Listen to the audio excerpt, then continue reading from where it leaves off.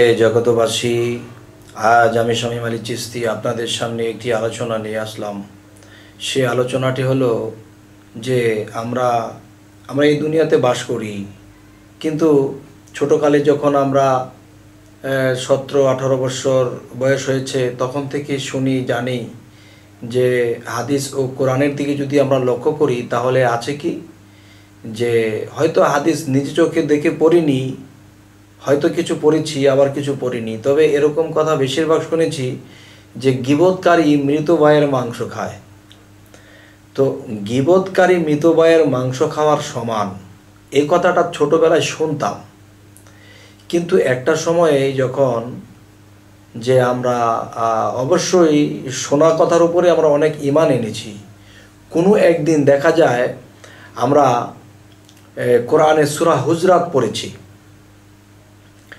এই হুজরাত খুললে দেখা যায় আমরা কি পড়তেছি যে আল্লাহ বলতেছে যে নিন্দা করিও না, যে মানুষকে পশ্চাতে নিন্দা করিও না, এবং আরও বলতেছেন যে গীবত করিও না, গীবতকারী মৃত ভাইয়ের মাংস খাওয়ার সমান। হে জগতবাসী, আল্লাহ স্বয়ং সূরা হুজরাতের মধ্যে বলেছে মৃত ভাইয়ের মাংস খাওয়ার সমান যিনি গীবত করবেন।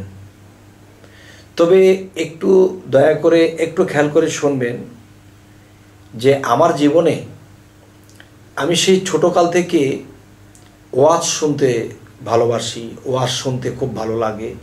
তারা কোরআনের আয়াত দিয়ে বিভিন্ন হাদিস দিয়ে সুন্দর করে যখন ওয়াজ করে কথা বলে তখন কিন্তু খুব ভালো লাগে। কিন্তু দেখা যায় একটা সময়ে এই ওয়াজ শোনার প্রতি মন নষ্ট হয়ে গেছে। কেন? দেখেছি কিছু কিছু মাওলানা সাহেব যখন ওয়াজ করেন তখন চোখের পানি আসে, আল্লাহ ও রাসূলের কথা বেশি বেশি স্মরণ হয়, তখন আল্লাহর দিকে আমরা রওনা দিই। আবার কিছু কিছু সময় দেখা গেছে যে এমন এমন মাওলানা সাহেব যখন বক্তব্য দেন, ওয়াজ করেন, তখন তিনি দেখা যায় বলতেছে ইমুক পীর ভণ্ড, ইমুক মাওলানা এরকম সেরকম করে ওয়াজ করে। আবার কেউ ব্যঙ্গ করতেছে, একজনকে ব্যঙ্গ করে কথা বলতেছে। তাহলে যে আল্লাহ কোরআনে বললেন যে গীবতকারী মৃত ভাইয়ের মাংস খায়, তো আমি যদি কারো কোনো দোষ দেখি, সে পীর হোক সে যেই হোক, আমি তার সামনে গিয়ে বলবো বাবারে আপনি যে এই কাজটা করেছেন এটা ভালো না, এই কাজটা করলে ভণ্ড বলে মানুষে, এই কাজটা করলে খারাপ, এই জিনিসগুলো শিক্ষা দিলে শিক্ষা নিলে এখানে মানুষ ভালো বলে না, আল্লাহও ভালো বলে না, তাহলে এগুলো করবেন না বাবা। তাহলে সামনে গিয়ে যখন বলবো তখন আমার কোনো দোষ থাকবে না, দু কথা সে আমাকে বুঝ দেবে, না হয় আমি তাকে বুঝ দিয়ে আসবো। কিন্তু আগে পাছে যদি বলি যে ইমুকে ভণ্ড, ইমুকে ভালো না, ইমুকে, তাহলে তো এটা আমার গীবত হলো। আর কোরআনে যে আল্লাহ বলেছে যে গীবতকারী মৃত ভাইয়ের মাংস খাওয়ার সমান, অবশ্যই তোমরা একজন মৃত ভাইয়ের মাংস ভক্ষণ করিতে চাও না, তাহলে আল্লাহ যদি সূরা হুজরাতে একথা এত সুন্দর করে বলে দিলেন, তা এখন দেখা যায় যে আমরা শিখবো কার কাছ থেকে? একজন ওলামার কাছে শিখবো, একজন মাওলানা সাহেবের কাছে শিখবো, একজন পরেশগার ব্যক্তির কাছে আমরা শিখবো। এখন দেখা যায় তারা এইসব কথা বলে, তাহলে আমরা শিখবো কার কাছ থেকে? এক সময় আমি ওয়াজ শুনতাম, শুনে শুনে আমার খুব ভালো লাগতো, কিন্তু এই বর্তমানে যে ওয়াজ করা হয় এতে গীবতই বেশি করা হয়। তাহলে আমি বুঝবো যে গীবত করা মৃত ভাইয়ের মাংস খাওয়ার সমান, গীবত শোনাও পাপ মনে করি। তো এখন ওদিকে আমার মন নেই।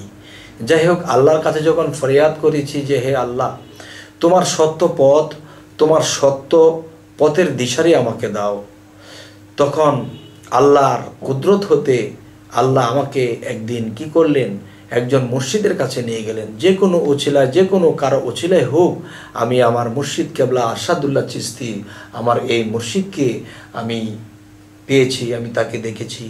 তিনি ওছিলায় আল্লাহ আমাকে অনেক পথ অগ্রসর করে দিয়েছে। আল্লাহ তাআলার কাছে লাখ কোটি শুকরিয়া।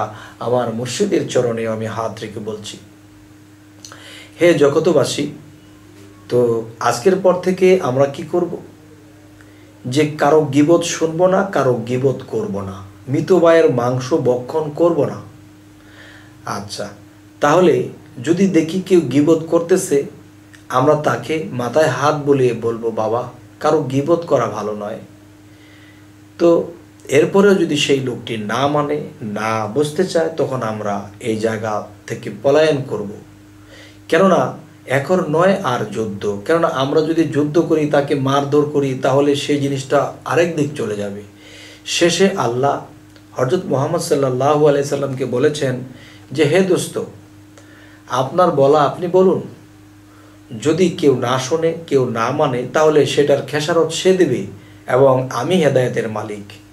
সে যদি হেদায়েত প্রাপ্ত হয় আপনার কথাতেই হবে, আর যদি বকাঝকা করা হয়, আর যদি তাকে মারপিট করা হয়, তাহলে সে পথে আসবে না। সুতরাং আপনার বলা আপনি বলে যান। তাহলে হযরত মুহাম্মদ সাল্লাল্লাহু আলাইহি সাল্লাম এই দেহ ত্যাগ করে চলে গেছেন, কিন্তু এখন দেহ ত্যাগ করে তার আত্মাটা কোথায় আছে? তার আত্মাটা এখনও উলিয়াদের মধ্যে বিরাজমান আছে। একজন অলির মুখ দিয়ে তিনি কথা বলেন, একজন কামেল সাধকের মুখ দিয়ে তিনি কথা বলেন। তবে তিনি এখন সাধকদের মধ্যে, সাধুদের মধ্যে এবং পরেশগারের মধ্যে, আউলিয়াদের মধ্যে তিনি বেঁচে আছেন।